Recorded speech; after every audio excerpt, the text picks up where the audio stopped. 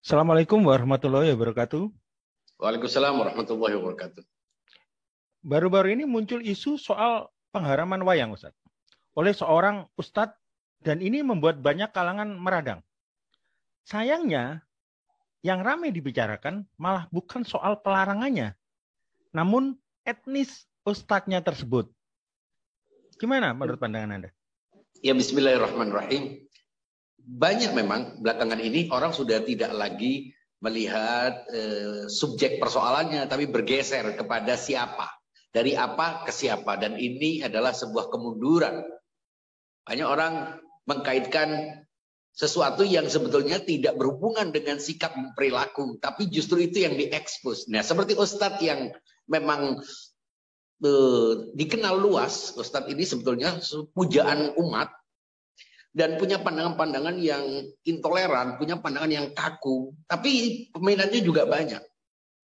Dan ketika memang ada kesempatan orang-orang tertentu mengekspos ceramah-ceramahnya, seakan-akan itu sesuatu yang baru. Padahal sudah jelas beberapa orang tertentu, beberapa ustadz yang dianggap pujaan umat itu sebetulnya punya pandangan yang sama.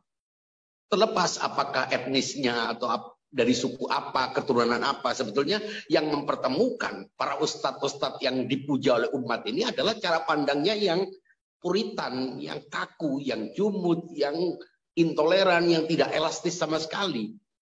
Ya biasanya mensyirikkan, membid'ahkan, menolak tradisi. Nah, salah satunya adalah mengharamkan wayang.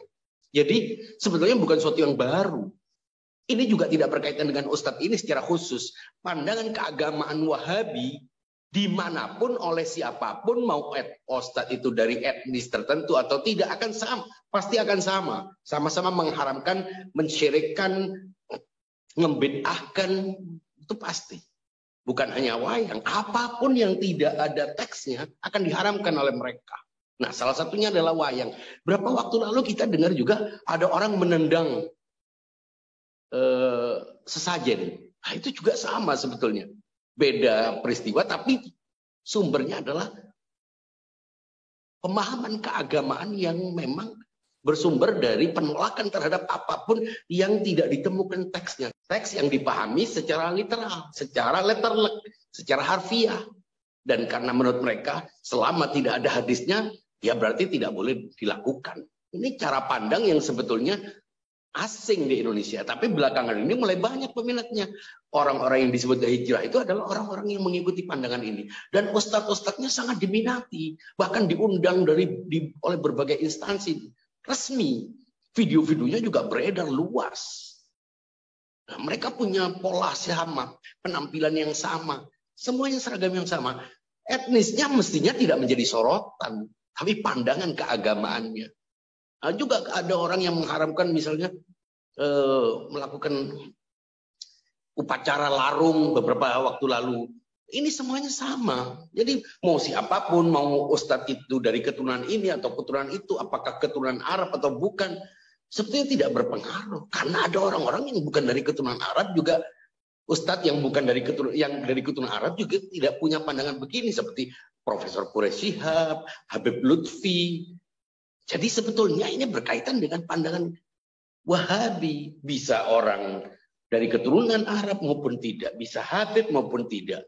Dan orang yang terjangkiti oleh pandangan ini juga bisa orang dari keturunan Jawa, keturunan Batak, keturunan Aceh, keturunan Arab, keturunan manapun bisa. Jadi ini bukan persoalan keturunan. Mestinya fokusnya kepada pandangan keagamaannya. Tapi belakangan ini memang mulai sudah ada orang-orang yang menitipkan kebencian rasisme dalam narasi-narasi yang disebarluaskan seolah-olah itu menolak intoleransi. Tapi yang disorot adalah etnisitasnya. Dan ini tidak sehat. Baik, Ustadz. Kalau begitu ada berapa pandangan sebenarnya atau mazhab dalam Islam itu, Ustadz? Kok seolah-olah pandangan yang seperti ini yang mewakili pandangan seluruh umat Islam? Gimana itu, Ustadz? Padahal sebetulnya ini pandangan yang minor. Ini memang benar berkembang dan berawal dari Arab Saudi, ya.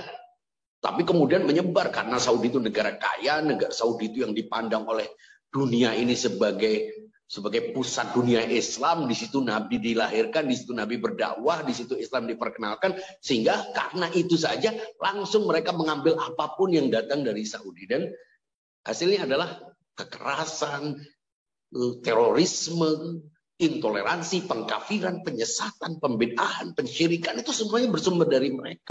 Nah, jadi sebetulnya ini Islam minor yang belakangan ini sangat intensif disebarkan dan terpengaruh orang-orang yang punya pemahaman keagamaan rendah. Kalangan NU jelaslah menolak ini. Tapi orang tidak tahu bahwa pandangan NU itu justru pandangan mainstream umat Islam mestinya yang dianut. Tapi perlahan-lahan mulai mau diambil alih oleh kelompok-kelompok Wahabi ini. Agen-agen Wahabi yang menyebarkan pandangan mereka intensif. Cukup intensif. YouTube-nya luas, mereka kerja secara sistematis. Nah, salah satunya Ustadz yang sudah dianggap top ini, ketika dia merasa sudah sangat top, penggemarnya banyak, masanya banyak, mulai dia ngomong ngawur. Awalnya sih seperti biasa saja, tapi belakangan ini mulai terlihat bahwa sebetulnya pandangan keagamaan ini yang berbahaya. Nah, Islam itu yang mainstream ada Syiah, ada Sunni. Itu yang dipahami oleh orang. Nah, di Indonesia itu mayoritas Sunni. Nah, ada kelompok yang numpang Sunni ini namanya Wahabi. Sekilas sepertinya sama. Sholatnya sama. Beberapa penampilan amal-amaliyahnya terlihat sama. Tapi yang berbeda adalah cara pandangnya. Yang berbeda adalah mindsetnya, doktrinnya. Itu yang tidak terlihat oleh orang. Mereka mengharamkan tahlil, ziarah. Tradisi-tradisi yang selama ini menjadi ciri khas dari NU itu justru yang diharamkan. Nah, Wahabisme adalah sesuatu yang sebetulnya numpang ke dalam ahli sunnah. Intinya bahwa orang Islam kalau dilihat ya hanya dua, yaitu Syiah dan Sunni. Nah, di mana Wahabi? Wahabi adalah yang numpang, yang mulai menggunakan nama salaf, yang dulu milik NU, identik dengan NU, ma'ad salafi, sekarang dipakai oleh mereka. Begitu juga istilah ahli sunnah. Mereka yang menggunakan nama ahli sunnah. Padahal doktrin teologinya sangat berbeda. Mereka mengikuti Ibnu Taimiyah. Mereka gampang menyesatkan, mengkafirkan, membid'ahkan, mensyirikkan. Itu semua dilakukan oleh kelompok Wahabi. Tapi mereka militan. Mereka punya kerja yang sangat sistematis sehingga bisa masuk ke dalam semua lini, termasuk perguruan tinggi, termasuk seorang dosen, seorang ulama yang punya bagian fatwa, ini semuanya mereka masuk di dalamnya. Nah, itu yang membuat akhirnya masyarakat seolah-olah memposisikan mereka sebagai ulama. Ketika ngomong apapun ya didengar, mengharamkan ini, mengharamkan itu. Ini semuanya adalah pandangan Wahabi.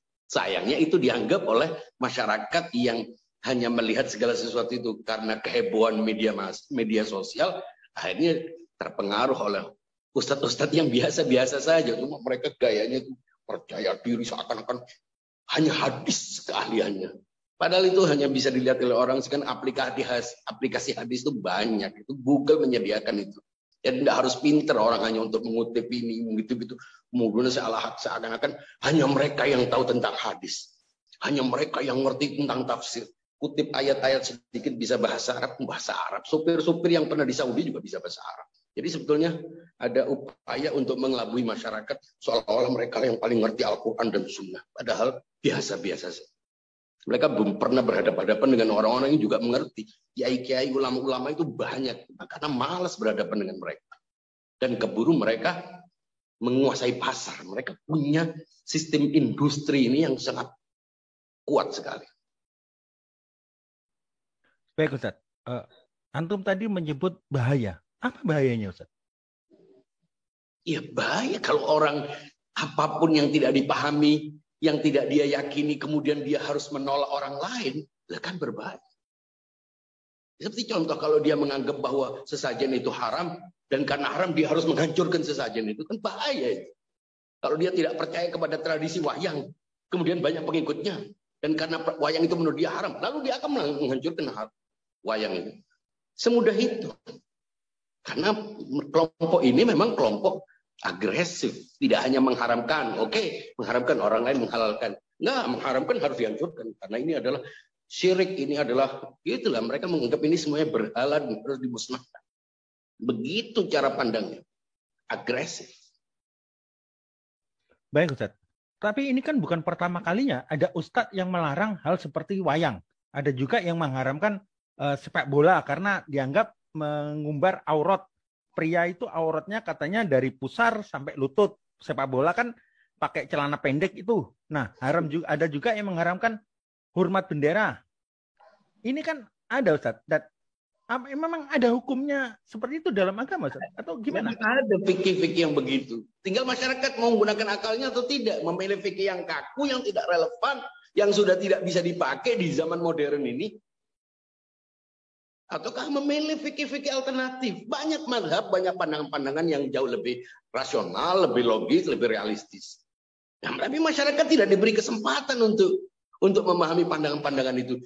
Mengapa? Karena keburu disesatkan, dikafirkan. Akhirnya mereka dapat yang hanya ini. Apakah hanya Islam itu ini? Kan begitu akhirnya. Pakai celana pendek olahraga enggak boleh. Karena haram menurut dia. Ya haram menurut Anda, tidak haram menurut kelompok lain. Emang Islam diwakili oleh satu kelompok? Ini masalahnya masyarakat keburu ditutup.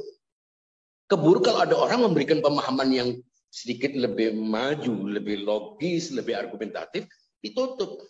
Keburu disesatkan, dikafirkan. Ekstremisme, pandangan-pandangan Islam yang radikal, yang intoleran itu buruk. Tapi yang tidak kalah buruknya adalah ketika melihat persoalannya bukan pada pandangan Wahabinya, tapi dilihat siapa yang menyampaikan. Hanya karena orang ini dari keturunan Arab, lalu keturunan Arabnya dihancurin, dicaci maki, dihujat. Ini kan tidak masuk akal. Sebab yang punya pandangan begitu bukan hanya satu kelompok, bukan hanya satu ustadz, bukan hanya dari keturunan Arab. Pun dari keturunan sebagian besar justru bukan dari keturunan Arab. Ini kan menggeser persoalan. Dari Wahabisme yang tidak hanya Wahabisme ini sikap perilaku itu tidak ditentukan oleh etnisitas. Masa kita harus teriak terus untuk menjelaskan ini? Tidak ada hubungan dengan garis keturunan. Ini berhubungan dengan cara pandang. Mau keturunan siapapun.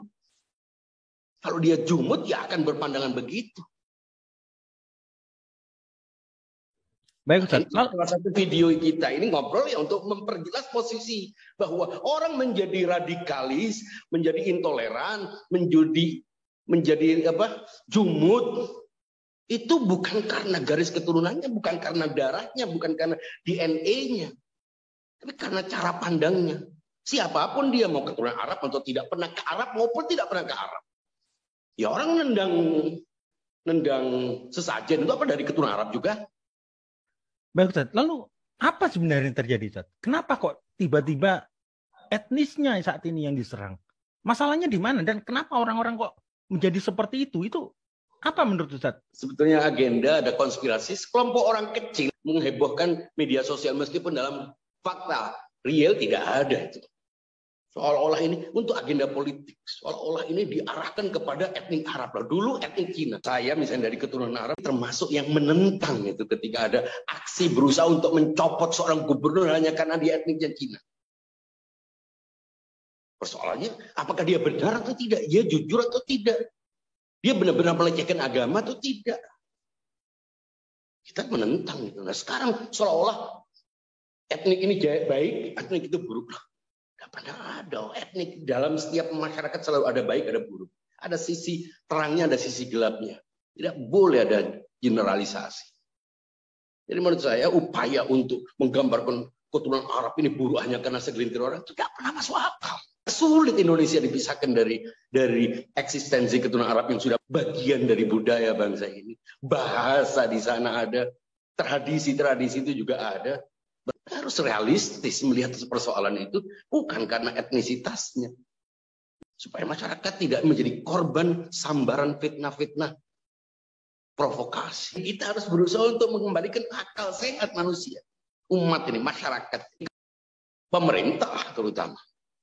Harus ikut turun tangan untuk menyelesaikan masalah ini. Kalau dibiarkan, ini akan mengganggu keutuhan. Dengan adanya atau meningkatnya rasisme saat ini, Ustaz, di kalangan masyarakat Indonesia, Ustaz. Apa, Ustaz? Kita harus kembalikan citra bangsa Indonesia ini sebagai bangsa yang santun, bangsa yang toleran, bangsa yang mengedepankan akal sehat, kedamaian, bukan kebencian. Karena justru kemajuan itu dibangun oleh semua elemen, mau yang asli di sini, asli dari keturunan sana, pendatang, semuanya itu membentuk sebuah mozaik keindahan bernama Indonesia. Ya, sesuai dengan spirit Sumpah Pemuda. Tanpa itu akan hancur. Jadi siapapun yang menyatakan kebencian terhadap satu ras hanya karena fenomena perilaku orang, itu adalah keburukan. Saya kira tidak perlu pintar untuk ini. Kita sudahi ini semuanya. Energi yang banyak. Mubazir hanya untuk mengumbar kebencian. Dan tidak akan pernah berhasil.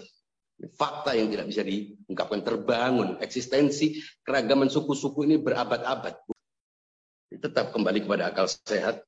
Siapapun Anda, selama menggunakan akal sehat dan sadar bahwa masing-masing orang bisa menjadi baik, bukan karena keturunannya, bukan karena dari mana dia berasal. Dia berada di Indonesia ini, dia adalah bagian dari bangsa Indonesia. Suka atau tidak suka. Bagaimana kita berkontribusi, bagaimana kita menjadi berguna bagi sesama untuk Indonesia yang lebih maju. Enjoy your faith. Baik, terima kasih banyak Ustadz atas waktunya kali ini. Assalamualaikum warahmatullahi wabarakatuh. Waalaikumsalam warahmatullahi wabarakatuh.